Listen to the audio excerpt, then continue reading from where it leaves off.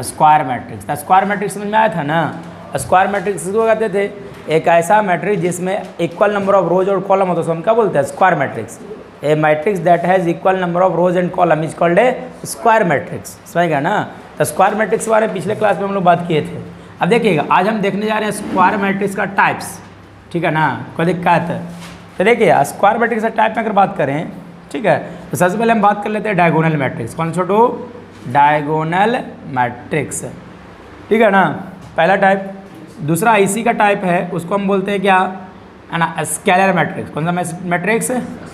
Scalar matrix, ठीक है ना। फिर अगला एक और तरह का टाइप है, उसको हम बोलते हैं आइडेंटिटी मैट्रिक्स। क्या बोलते हैं? Identity matrix. और इसी का दूसरा नाम है, क्या बोला जाता है? बोलिएगा। इसी को हम बोलते हैं यूनिट मैट्रिक्स। क्या बोलेंगे? Unit matrix. सब के सब स्क्वायर मैट्रिक्स होगा। Every diagonal matrix is square matrix, this is also square matrix, this is also a square matrix. समझ रहे हो ना। इन द सेम वे अगर आगे बात करें तो लोअर ट्रायंगुलर मैट्रिक्स, कौन सा लिख देते हैं? Lower triangular matrix, lower triangular matrix. और एक लास्ट अगर बात करें तुमसे तो अपर ट्रायंगुलर मैट्रिक्स हो गया। समझा है पहले?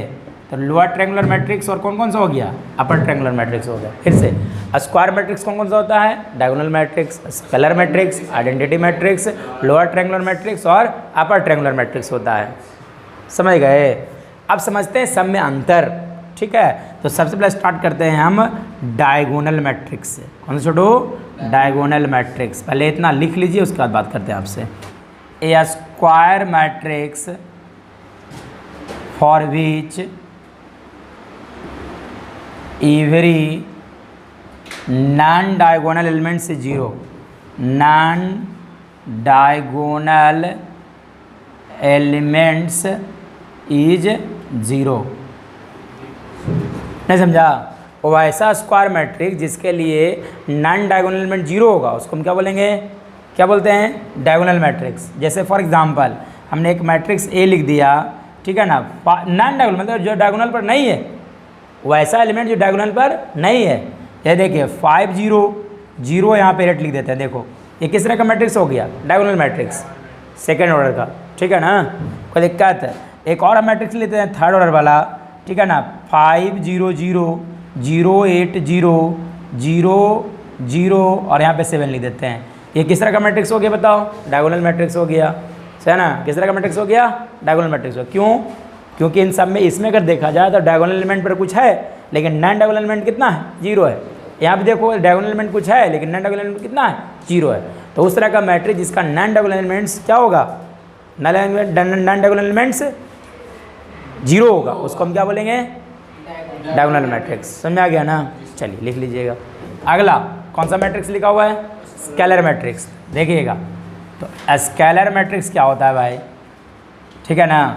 तो देखो एक वैसा स्क्वायर मैट्रिक्स, एक ऐसा स्क्वायर मैट्रिक्स जिसका नॉन डायगोनल एलिमेंट जीरो होगा और डायगोनल एलिमेंट इक्वल होगा। जैसे माया एक ऐसा स्क्वायर मैट्रिक्स, एक ऐसा स्क्वायर मैट्रिक्स जिसका नॉन डायगोनल एलिमेंट क्या होना चाहिए? जीरो। नॉन डायगोनल एलिमेंट कितना होना चाहिए? जीरो। सर हो ना। और डायगोनल एलिमेंट इक्वल होगा। नहीं लिख ले सकते हैं a square matrix for which, a square matrix for which है ना diagonal elements are equal, diagonal elements are equal and every non-diagonal element is 0 and every non-diagonal element is 0. Non-diagonal elements is 0. समझा ना। एक ऐसा square matrix जिसके लिए diagonal element equal होगा और नॉन डायगोनल एलिमेंट्स कैसा होगा? 0 होगा, उसको हम क्या बोलेंगे? Scalar matrix. फॉर एग्जांपल है ना एक मैट्रिक्स ले देते हैं, यहाँ 2 यहाँ 0 यहाँ 0 यहाँ 2। देखो डायगोनल एलिमेंट इक्वल है, नॉन डायगोनल एलिमेंट 0 है ना। एक और हम एग्जांपल लिखते हैं अपने मन से 5 0 0 0 5 0 0 0 5। डायगोनल एलिमेंट्स इक्वल है और नॉन डायगोनल एलिमेंट्स कितना है, 0 है, इसलिए इसको किस तरह का मैट्रिक्स बोलेंगे, स्केलर मैट्रिक्स। क्या बोला जाएगा, स्केलर मैट्रिक्स। ठीक है, अगला आइडेंटिटी डालिएगा, लिखिएगा आइडेंटिटी मैट्रिक्स। चलिए, आइडेंटिटी मैट्रिक्स क्या होता है, तो देखिए a square matrix for which non diagonal element 0, non diagonal elements are 0 and diagonal elements is 1। समझा ना, एक वैसा मैट्रिक्स जिसके लिए डायगोनल एलिमेंट कितना होगा, 1 होगा, और नॉन डायगोनल कितना होगा, 0 होगा। समझा ना, कोई दिक्कत, समझ रहे हो ना। जैसे देखिएगा, ये देखो इसको लिखते कैसे, तो डिनोटेड बाई, इसको डिनोटेड बाई आई एन, ऐसे डिनोट करते हैं, इसको आई एन से डिनोट करते हैं, आई एन से। ये तो सिंपली आई से, या तो सिंपली क्या लिख देते हैं, आई एन लिखो या तो फिर आई लिखो। ये देखिए for example I2 second order का आइडेंटिटी मैट्रिक्स, तो सेकेंड ऑर्डर का आइडेंटिटी मैट्रिक्स से लिखेंगे तो डायगोनल पे 1, बाकी सब 0।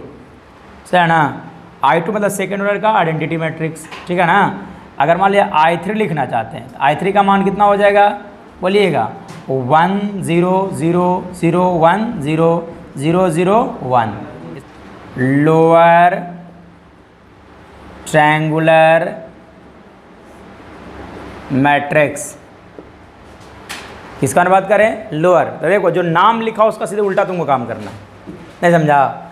यहाँ पे लिखा हुआ क्या, लोअर, तुमको इसका उल्टा काम करना है। क्या करना है सर, देखिएगा a square matrix for which every elements above diagonal is 0। नहीं समझा, एक उस तरह का स्क्वायर मैट्रिक्स, जिसके लिए एवरी एलिमेंट्स एवब डायगोनल 0 होना चाहिए। एक उस तरह का स्क्वायर मैट्रिक्स जिसका डायगोनल के ऊपर एलिमेंट कितना होगा, 0 होगा। ये देखो फॉर एग्जांपल है ना, मेरा मन क्या लिखने का इस तरह से, ठीक है, 3 लिख देते हैं 0 0, ठीक है ना, 8 3 0 0, 3 को जरूरी नहीं है, 4 कुछ भी लिख सकते हो, ठीक है नहीं, 8 3 7। अब देखो डायगोनल के ऊपर वाला एलिमेंट 0 है कि नहीं है, तो इसका नाम क्या दिया गया, लोअर ट्रायंगुलर। एवब वाला 0 है तो नाम क्या देंगे, लोअर वाला। अपर ट्रायंगुलर समझ गया होगा तुम खुद से, ठीक है नहीं, उसका उल्टा। पहले इसको लिख लीजिए, समझाते हैं। देखिए एक बात और, देखिए असाइनमेंट में एक क्वेश्चन है जो इसी पे बेस्ड है। देखिए ये वाला जो वैल्यू है वो कहाँ पे लिखा हुआ, बता सकता कोई हमको, ये वाला जो लिखा हुआ कौन सा एलिमेंट है, इस मैट्रिक्स का कौन सा एलिमेंट है भाई, first row second element, second column. ये क्या लिखा हुआ है, ये कहाँ पे लिखा हुआ है, A2 3। मतलब है ना कि कोई मैट्रिक्स, ए मैट्रिक्स है ना, एक matrix A equals to AIJ is lower triangular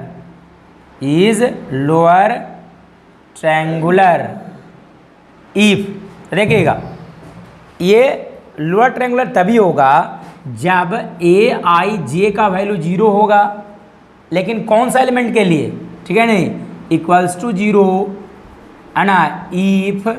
अब देखो यहाँ पे I बड़ा है कि J बड़ा है, इन सब में देखो बताओ तो कौन बड़ा कौन छोटा है, देखो तो 1 2, I का वैल्यू कितना लिखा हुआ है 1, और J का वैल्यू कितना है 2, तो कौन बड़ा है भाई, I छोटा है, नहीं, यानी कैसे लिख सकते हैं, I is less than J। याद रखना ये बात, ठीक है नहीं, कि अपर लोअर ट्रायंगुलर मैट्रिक्स में I का वैल्यू जो होगा जहाँ जहाँ J से छोटा होगा वो सारा का सारा एलिमेंट क्या होता है, 0 होता है।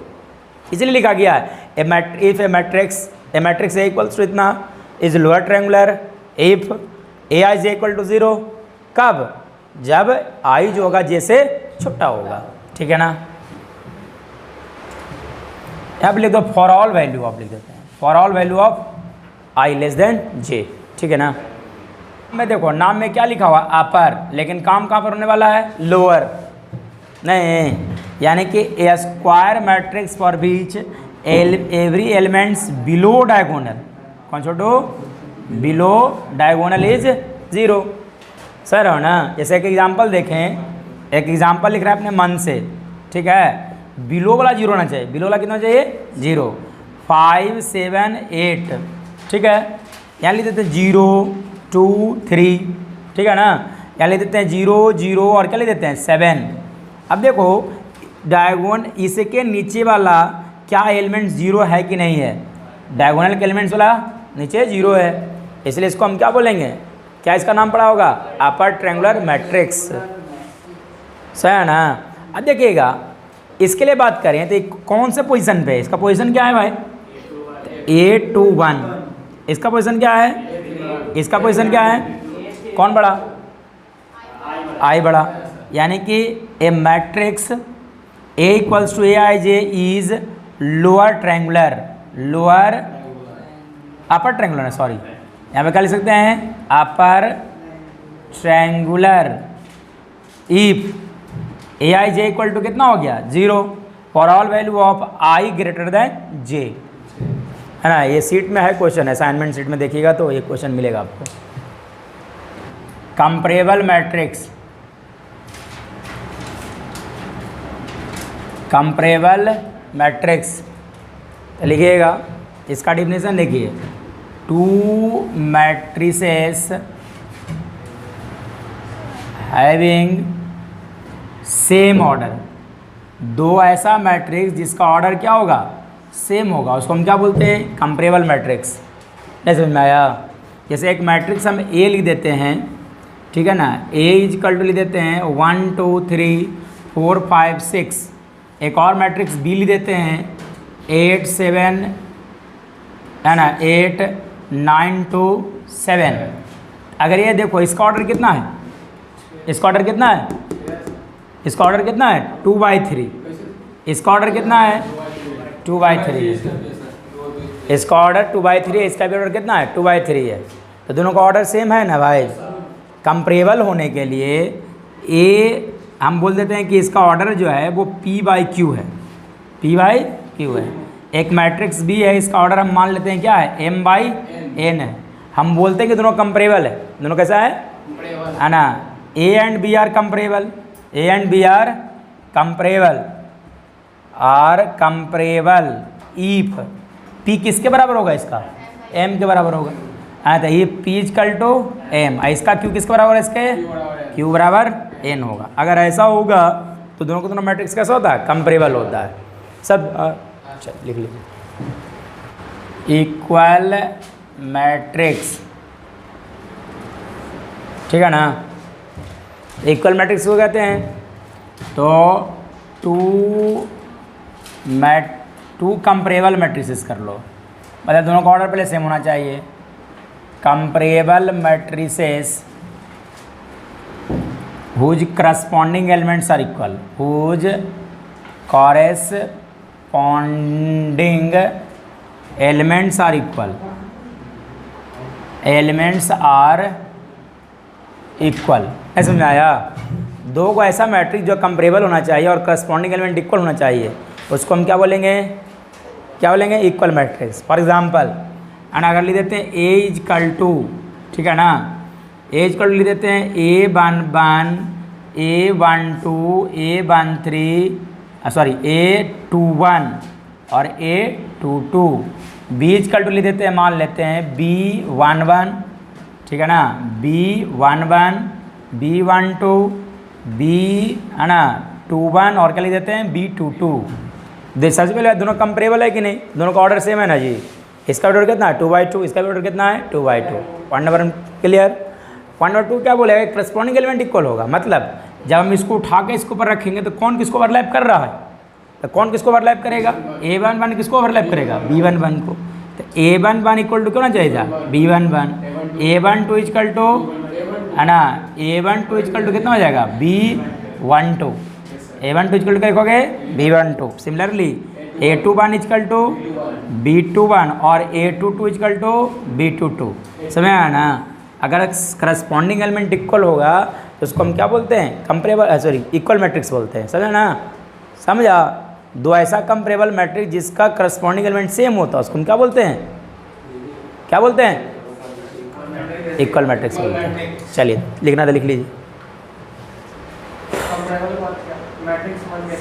To comparable matrices whose corresponding elements are equal, whose corresponding elements are equal, whose WHSE, whose corresponding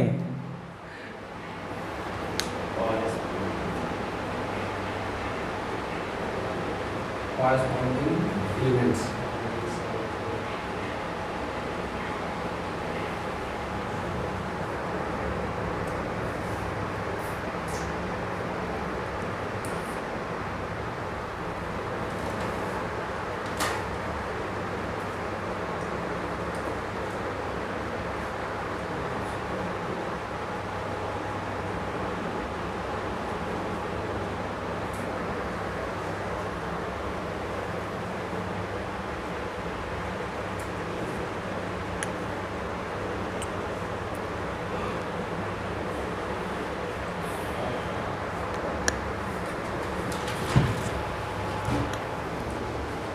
चलिए लिख लिए।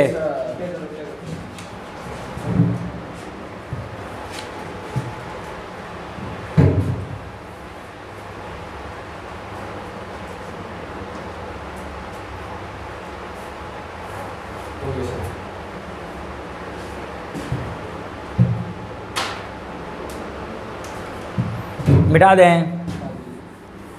चलिए अब आगे बढ़ते हैं। इक्वल मैट्रिक्स समझ में आया ना।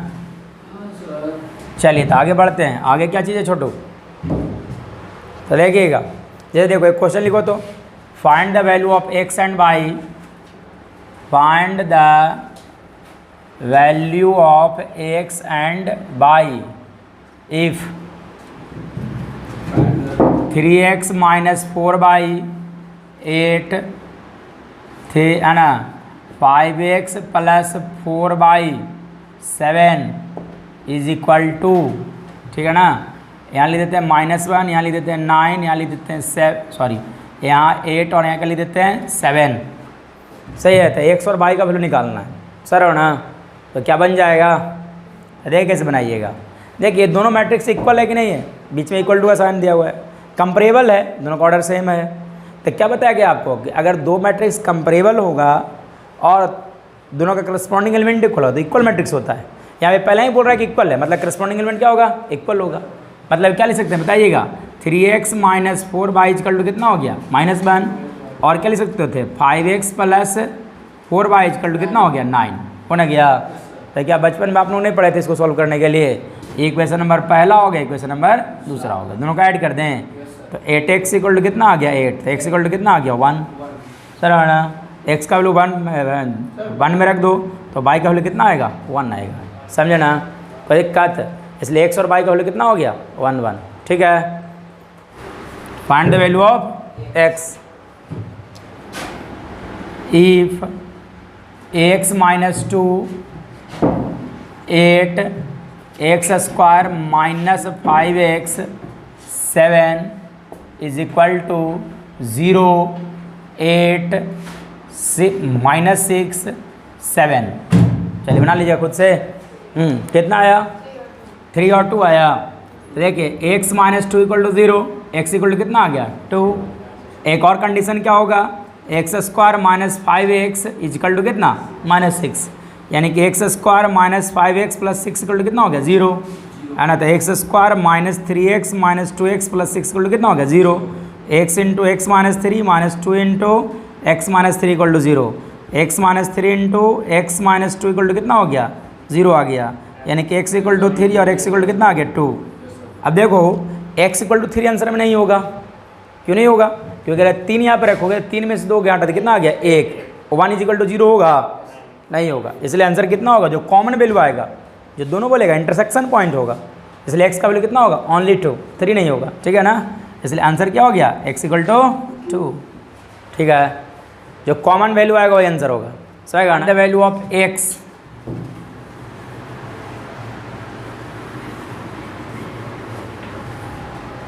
इफ है ना साइन x 0, ठीक है ना, और यहाँ 1 यहाँ 1 is equal to identity matrix 1 0 0, यहाँ 0 कर दो, हो जाएगा।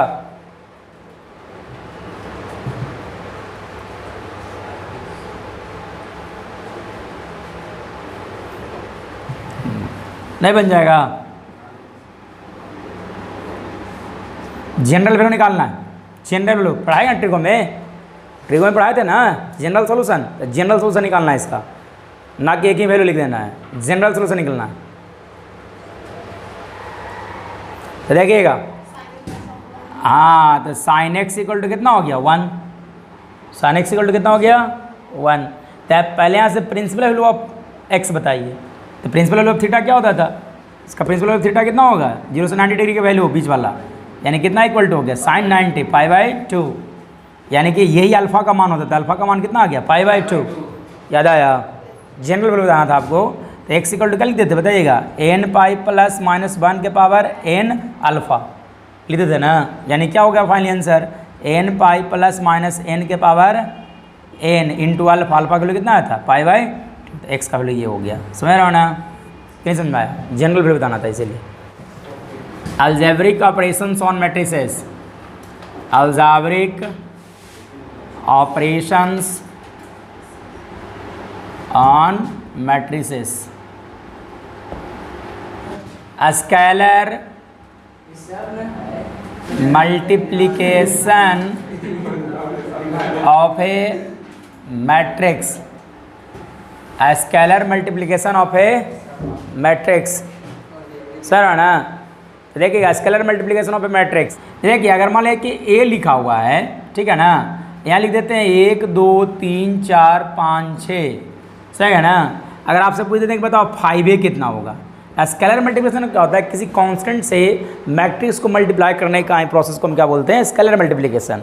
तब 5a कैसे निकालोगे, तो ये 5 से सारे एलिमेंट्स में मल्टीप्लाई करना पड़ेगा, यानी कि 5 से 5 हो गया, 10 हो गया, 15 हो गया, 20 25 और कितना हो गया 30 आ गया, नहीं समझा। 5a समझा है ना। जैसे इसी का हम बोलते थे -3a बताओ, तो क्या करता, -3 से मल्टीप्लाई, -3 -6 -9 -12 -15 माइनस कितना हो गया 18, आंसर आ गया, सर है ना। कैसे समझ में आया, स्केलर मल्टीप्लिकेशन समझ में आया ना, किसी कांस्टेंट से मल्टीप्लाई करने के प्रोसेस को हम क्या बोलते हैं, स्केलर मल्टीप्लिकेशन। और वो देते हैं कैसे भाई, हर एक एलिमेंट को सेम कांस्टेंट से मल्टीप्लाई कर देते हैं, ठीक है ना। सबका प्रॉपर्टी बताएंगे बाद में, ठीक है ना, सबका प्रॉपर्टी भी डिस्कस करेंगे। फिर लिखिएगा addition of matrices, addition of matrices, चलिए देखिए तो देखिए देखा 1 2 3 4 5 6, एक मैट्रिक्स भी दिया हुआ था, मान लेते हैं -8 -7 1 3 2 1, सर हो ना। अगर हमको जरूरत पड़ेगा a प्लस बी निकालने का, कैसे निकालेगा, तो a प्लस बी कैसे निकालते हैं, करस्पॉन्डिंग एलिमेंट को ऐड कर देते हैं, करस्पॉन्डिंग एलिमेंट को, यानी कि 1 किससे ऐड होगा, -8 से, तो कितना आ गया बताइएगा -7, किसके साथ -5, ये किसके साथ, ये किसके साथ है ना, ये किसके साथ, ये किसके साथ हो गया, और क्या समझा ना। For any two comparable matrices addition is given by, addition is given by, for any two comparable matrices addition is given by adding their corresponding element. A is equal to लिख देते हैं 3 2 1 2 1 3 1 3 1, सही है। बी इजकल टू लिख देते हैं 8 6 2 1 2 1 1 1 1, सही है। आपको निकालना है 2a plus 3b, 2a plus 3b निकाल के देखिएगा, 2a प्लस 3b